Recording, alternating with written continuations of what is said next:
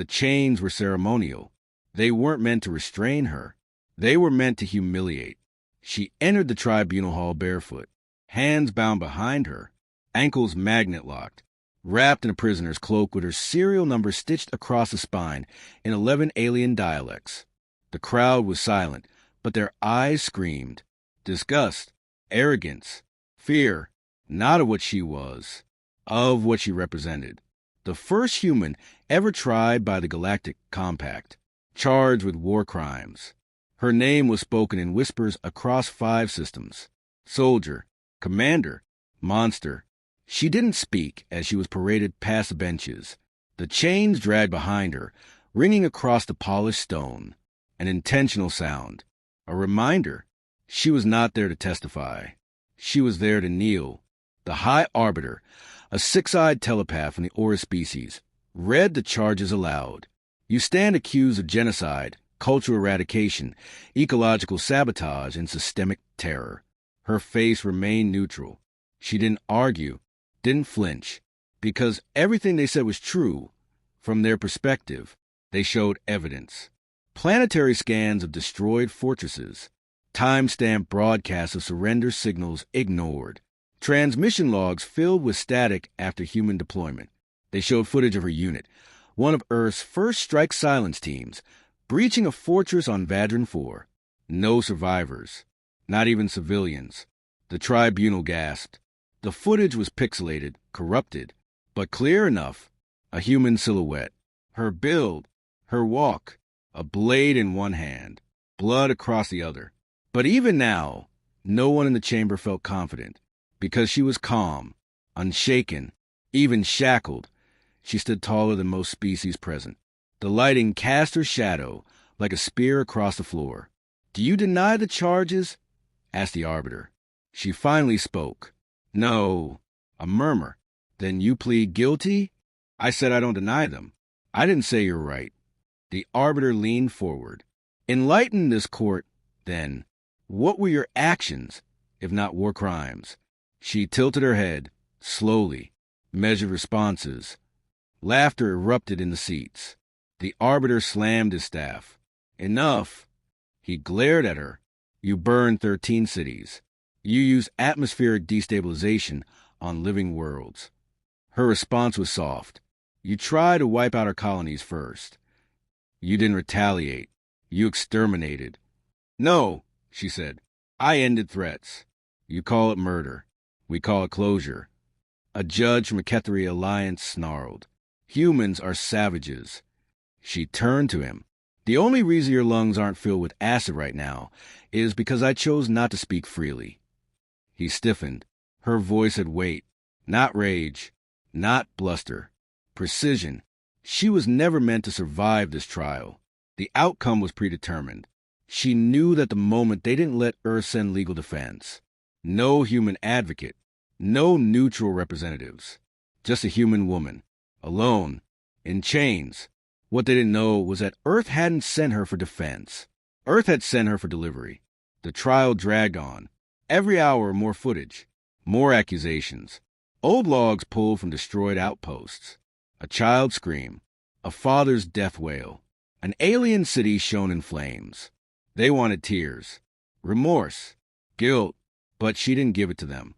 Because war had taught her something the galaxy still refused to accept. The price of peace is paid by the prepared. And humans had paid in full. They wanted this to be a spectacle. A symbol of weakness. Of subjugation. A warning to Earth. They didn't know they had already lost the moment she entered the hall. Because the real trial wasn't about her guilt. It was about what happened after. They delivered the sentence at midday cycle. The chamber lights dimmed to blue. The High Arbiter stood. "By unanimous decision of the Compact Tribunal," he declared, "you are sentenced to termination of consciousness via psychic deconstruction. No appeal. No deferral. There was no reaction." She stood perfectly still, her chains humming with Lockfield integrity. The alien crowd leaned forward, some in satisfaction, others in silent dread. Execution through psychic unraveling wasn't death by flesh. It was worse. They would tear her mind apart piece by piece, render her soul into data, feed it into the archive as a warning. They wanted to reduce her to a lesson, but she wasn't a student, and she wasn't the warning. She was a trigger. The moment the execution node powered up, she whispered something. No one caught the words, but the chamber went cold. The executioner, a Marnix mentalist, reached toward her mind with invisible strands, then stopped.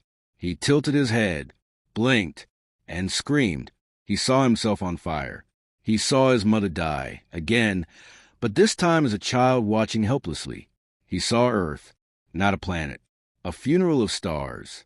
He tried to retract, tried to pull his thoughts back, but something was wrong. She wasn't resisting. She was amplifying. He dropped dead, brain liquefied, not from force, from memory density. The chamber lights shattered. Gasps, panic. Her eyes opened fully, not glowing, not pulsing, just aware. The arbiter shouted, "Security!" Doors sealed shut, not from her, from the building. Every system linked to the tribunal's AI stuttered, then restarted, not with compact code, but with human script. A single phrase appeared on every console, every display. Trial reversed. The crowd scrambled, but their exits were gone. Not blocked, removed. Walls shifted. Architecture rearranged. The building was a fortress now. Not hers. Earth's. 2 guards rushed her. They didn't make it halfway. Their armor melted. Not by heat, but by degradation. Like it had aged 1,000 years in a second. She stepped forward. The chain snapped. No effort. They had only held her because she let them. Now she walked freely. Toward the judges. One tried to teleport. He rematerialized halfway into the ceiling. A mercy. The next tried to beg. She paused, tilted her head, then whispered a human word he didn't understand. He collapsed, sobbing, not from pain, from recognition. She had let him feel what it meant to carry humanity's grief, the burden of remembering every child burned, every friend buried, every city reduced to ash because the galaxy decided humans were lesser. That was her weapon. Not guns, not blades. Memory. She wasn't there to escape. She was there to sentence them. Every judge that cast their vote against her relived the battles they condemned her for.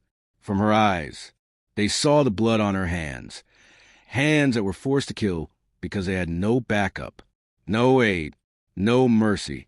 They saw her wounded, starving, trapped on alien soil for days with nothing but a shard of metal and the names of her dead whispered like a prayer. They saw why she fought. And then they saw why she never apologized. Because they had started it. And Earth had finished it. She reached the tribunal throne. The High Arbiter shook as she approached. "You're a monster," he hissed. She stopped inches from his face. "No," she said. "I'm your consequence." He raised his staff to strike. She took it from him before he moved. One motion. No resistance. She turned the staff sideways and shattered it. Not as a threat. As a symbol. "No more lies," she whispered. She didn't kill him. He watched as she walked past. Because that was worse. She spared him with full knowledge he'd never speak again. Never sit in judgment again. He would relive her trial forever. Inside his own mind. The scream stopped. Only one sound remained. Her footsteps, walking out of the tribunal. Still barefoot. Still calm. But no longer chained. Outside the tribunal, the galaxy held its breath. The live broadcast had cut mid-sentence. One frame showed her standing. The next was static. Then silence. No signal. No update. No verdict. Only fear. A dozen systems issued containment alerts. Orbital satellites reoriented. Defense grids came online. The Compact Council demanded status reports every minute. No one responded. The tribunal hall was a black hole, not destroyed, sealed. Military fleets dispatched reconnaissance drones. None returned. Every drone sent into the city blinked out, not from weapons, from contact. Their data cores corrupted, overwritten by non-lethal bursts of human language memory packets. Not code, experience. One drone's final transmission was a message in Terran Standard. Judgment processed.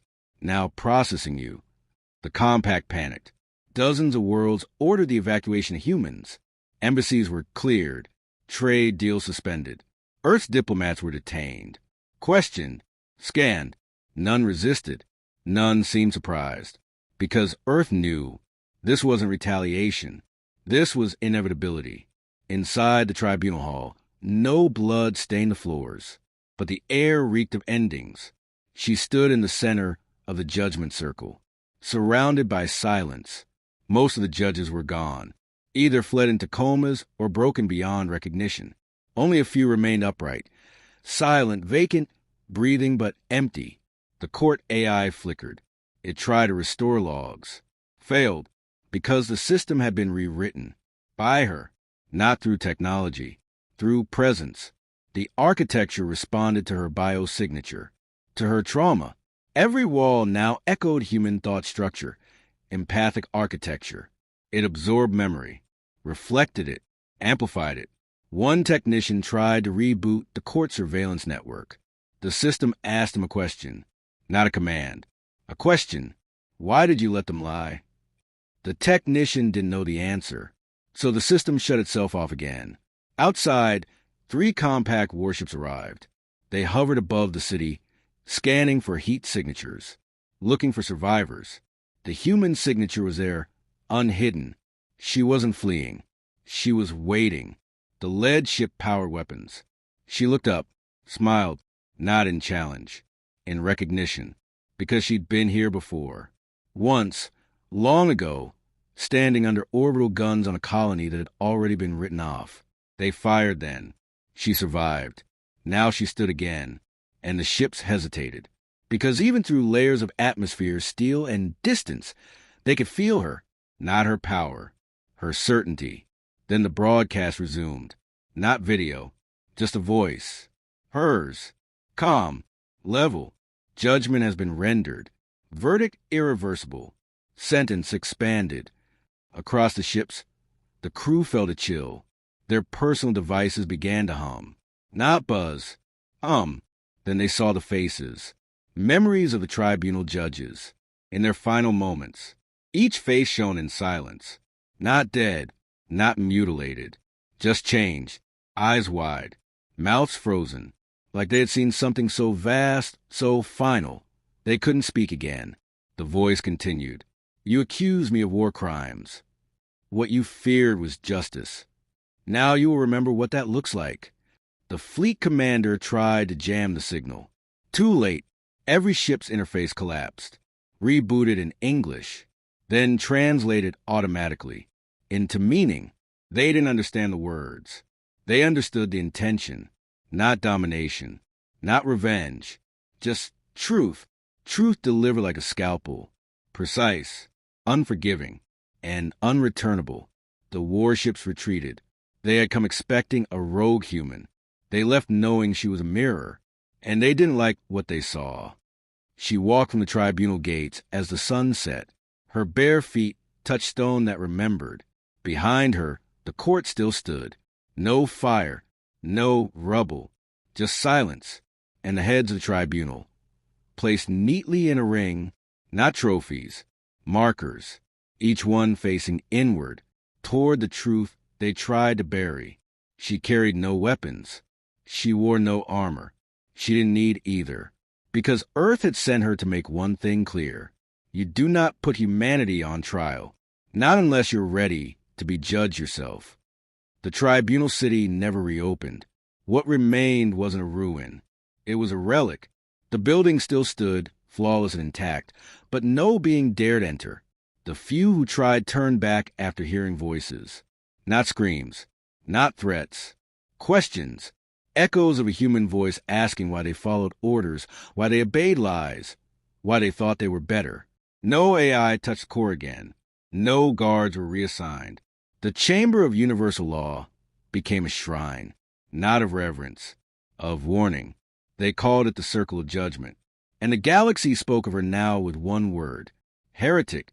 They meant it as condemnation. But across 100 border worlds, the word turned into a whisper of respect, not for what she destroyed, but for what she exposed. Some said she was Earth's deadliest soldier. Others claimed she was something older, a weapon designed not to kill, but to remind. A reminder of what happened when you put the wrong human on trial. Back on Earth, the official report never came. No press release. No statement from any embassy. No galactic briefing. Only one line transmitted on a secure diplomatic frequency. Judgment acknowledged. Mission complete. The compact splintered. 2 members withdrew entirely, citing ideological trauma. One species burned every human-made device in its territory. Another sent a gift, an obsidian blade with the words, "We heard her silence louder than your verdict." New laws were proposed. Earth would be barred from further tribunals. Humans would never again stand before alien judges. But no one pushed it forward, because deep down, they all feared what might happen next time. Fear of another human who wouldn't kneel, one who would answer questions with actions. They sent surveillance ships to watch her afterward. Nothing was found. No coordinates. No transponder. Only whispers. She had walked away from the tribunal and disappeared. Some say she boarded a hidden Terran vessel and returned to the black. Others believe she never left the chamber, that she became part of it, a living echo, a guardian of memory, still judging, still listening, still waiting for someone else to lie in the name of order. But one thing was certain. Wherever she went, the story followed, and not as propaganda, not as fear-mongering, but as a caution. Do not misjudge the broken. Do not underestimate the restrained. Do not chain what you refuse to understand. Because the galaxy learned too late what the tribunal never believed. Some chains aren't restraints. They're countdowns.